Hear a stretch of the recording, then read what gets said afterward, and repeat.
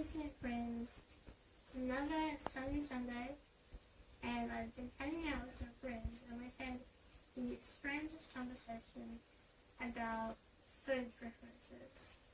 Everyone was deciding what they liked best and didn't like, and it was amazing how different our sense of taste was.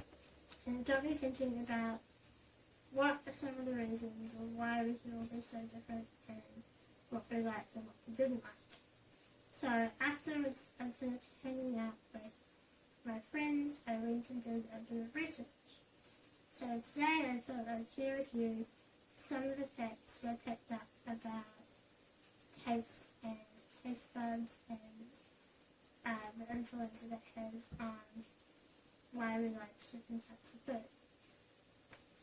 So one of the facts that I found most interesting was the fact that 80% of our taste is influenced by sense of smell.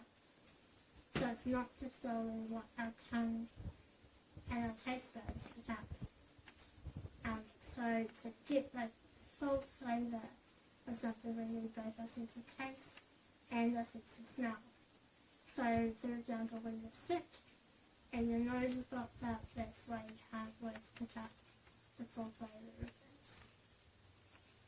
Another interesting and common misunderstanding from what I've heard is people think that the bumps that are on the surface of your tongue, that are often referred to as the taste buds, those aren't actually the taste buds. They're called papillae. And the taste buds themselves are actually teeny tiny things on the tips of these papillae, and they're actually so small that you can't see them. And also taste receptors are found not just on the tongue but in other areas of the mouth and the throat. All in all, the variation between people, and this is probably part of the reason why there is variation in taste preferences, is there is usually between 3,000 and up to 10,000 taste buds per person's mouth. So some people who have higher number of taste buds may be what they call super tasters. So they're really, really sensitive to certain tastes. So they would prefer bland foods versus people who have less taste buds and can enjoy stronger tasting foods, spicier foods, all those kinds of things.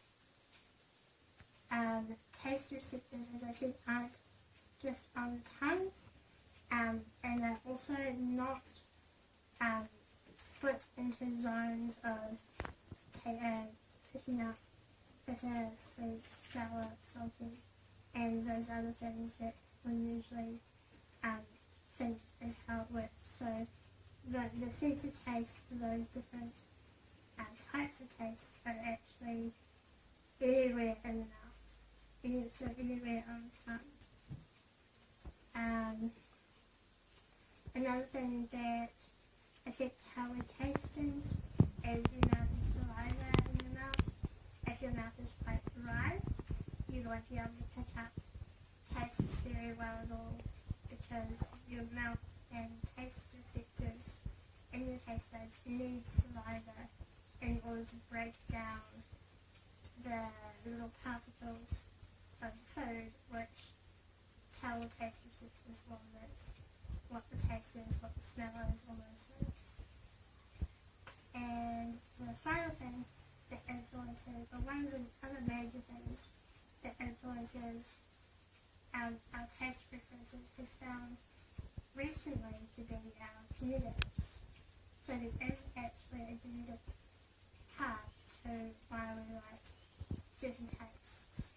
So some people may have genetic factors that make them more prone to liking salty foods or fatty foods or sugary foods, and so they will be less sensitive to those tastes, so can eat them more happily, versus somebody who is more sensitive to a particular taste and therefore is less likely like it, say a bitter or a sour taste. So those are some taste facts for you. So I hope you enjoy those and can maybe share those with your friends or family when you share an next meal together. And I hope you have a good week and see you next time. Bye.